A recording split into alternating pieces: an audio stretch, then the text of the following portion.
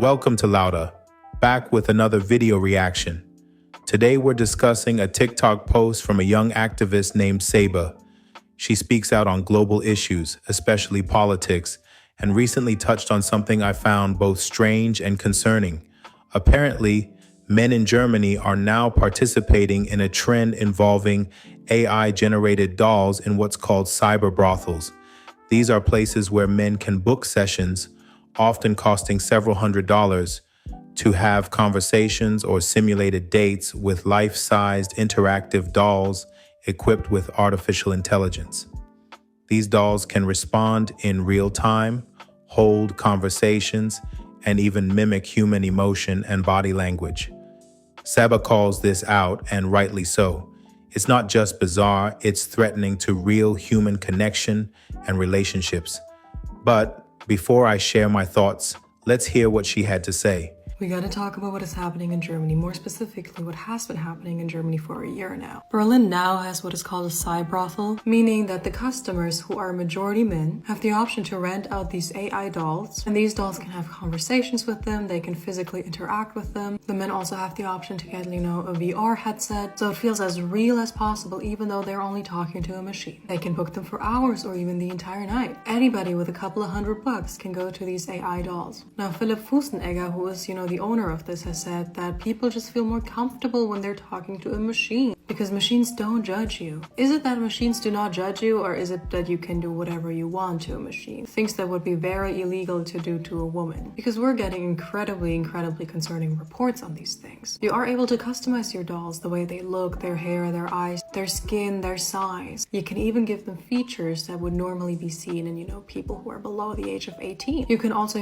reinforce the mindset that when it comes to, heterosexual relationships, the only person whose actual desires and thoughts matter are the man's. The woman is just there to do whatever you want her to do. You're gonna make it impossible for these men to have actual interactions with real-life human beings. We're also getting reports on, men asking for dolls with injuries, with blood, asking to do incredibly horrific and violent things to these dolls. Things that could land them in prison if they were to do that to an actual woman. But hey, that is just fantasy. It's not reality, right? We have never seen men who are interested in these types of things and who are consuming this type of content online or now in real life with these types of dolls actually targeting and being violent towards real life human beings, real life women. That has never happened before, and it will definitely not happen here. It is all just about, making sure men have a place where they can live out their depraved fantasy. Because God forbid a man is ever judged for wanting to be violent towards a woman, for wanting somebody that looks like a minor, for wanting a woman covered in bruises and injuries and blood. You should never judge a man for that. That's just the way they are, right? Also, they are saying, their workday begins with a doll shower, which just sounds like the nastiest things ever because they have to clean up all of these dolls after the men are done with them. They then put on this beautiful makeup on these dolls so they look like real women. One of the dolls is called Kokeshi. Her skin is described as super soft, and it even smells like perfume.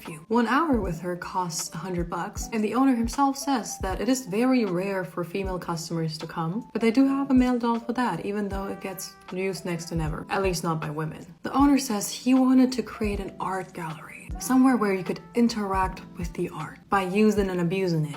That is the way you're supposed to interact with art. He says after a few minutes, the doll adjusts to my body heat and then it's very comfortable. At first, this was supposed to be temporary, but it got more and more popular. The way Kokeshi, welcomes these men is by saying, "Hi, I am Kokeshi. I'm an intergalactic being. It's my cosmic mission to bring the intercourse of the future to the Earth." The person behind the voice is a real-life human being. There's a camera and she can see everything that is happening, so she can also react to what is happening, I guess. She wants to stay anonymous and calls herself Aphrodite. She does say she's trying to, also teach consent to these adult men. If somebody just, kind of jumps her, she says she'll be like, "Oh, I'm sorry, please ask me before you do this." Now, what do these dolls look like? They look like all the women out there, all real-life women. A very big chest next to no waist, because organs are not necessary when you're a woman, and very long legs. That's super educational for the men, because, that is what the founder is saying, that he wants the men to be free to explore and to also maybe learn something out of this. Now they're going out and learning that, women should do whatever they want them to do, look however they want them to look, not complain, not cry, not yell, and also very unrealistic proportions. He does say that the people who manufacture these dolls are white men. We know. It is quite obvious, but thank you. Now, as I said, there's also a VR element to this. It's so you can imagine a woman that looks the way you want her to look in whatever situation you want her to be in. But then you also have the option to actually touch something in real life,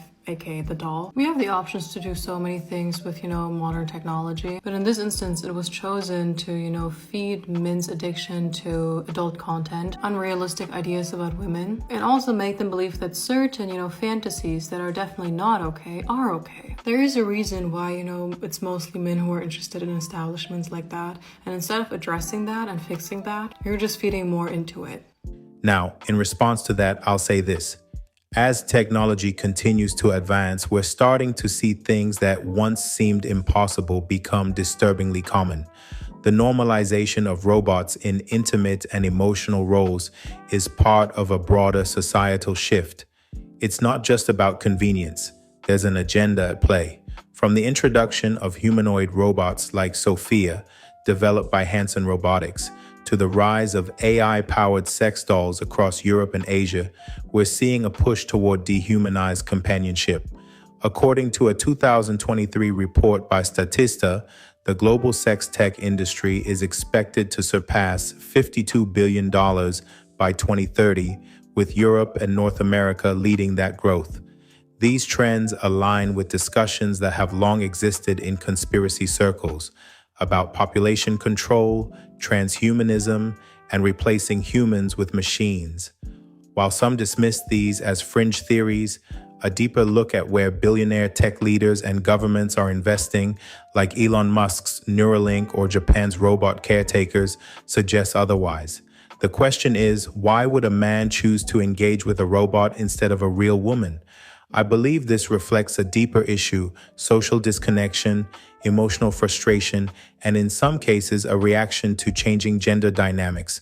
While it's easy to blame men, we should also look at how modern dating culture contributes to this. Let's be clear though, this isn't all men in Germany.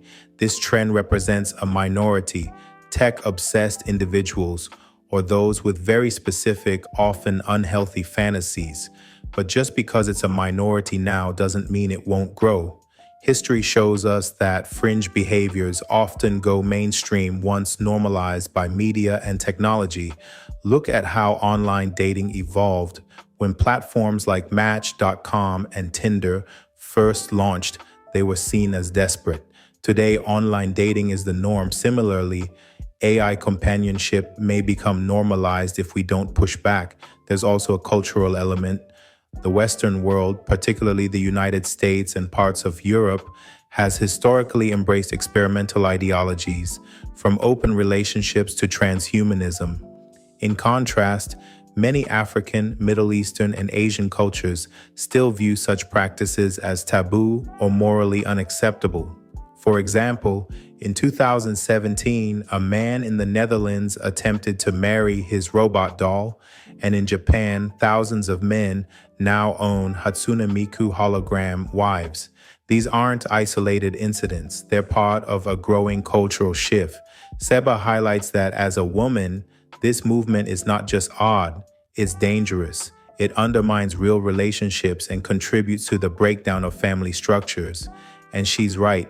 In many parts of the world, particularly the West, traditional relationship roles are being flipped or erased. Men are expected to be emotionally vulnerable while also competing with a digital age that devalues their roles as providers and protectors. The Western family unit has been under attack for decades. The divorce rate in the United States, for example, remains near 40 to 45%, and nearly 1 in 4 children grow up without a father. At the same time, we're witnessing the rise of artificial intimacy, OnlyFans culture, and virtual influencers, non-human avatars with millions of followers. There's a deliberate effort to confuse gender roles and disconnect people from one another. You now see men becoming women and women becoming men, with gender-fluid ideology being pushed across media and education. It's no surprise that people feel lost, and in that void, AI companionship steps in. Let's also not forget that birth rates are declining globally. According to the World Bank, the global fertility rate dropped from 3.2 children per woman in 1990 to 2.3 in 2021. In countries like Japan, Germany, and South Korea, is already below the replacement level. When relationships fail or become too difficult and people turn to machines for companionship, depopulation naturally follows. This isn't accidental. When traditional relationships crumble, society weakens. Families are the backbone of any civilization,